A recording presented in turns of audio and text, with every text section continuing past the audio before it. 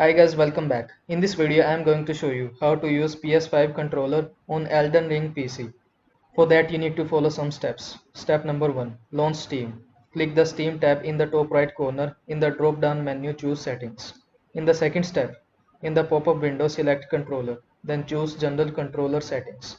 In the third step, select the type of controller support based on the controller you are using. For example, check mark Xbox configuration support if you are using an Xbox controller. Step 4. Plug in the controller via USB. Use the most up-to-date USB port. For example, if you have an open USB 3.0 port, use that.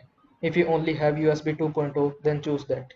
In the fifth step, now click Identify to ensure it's being recognized, then select Calibrate, provided changes need to be made, otherwise leave it be. Step number 6.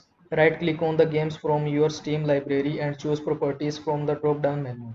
In the seventh step, choose the Controller tab from the pop-up menu under Override for Elden Ring.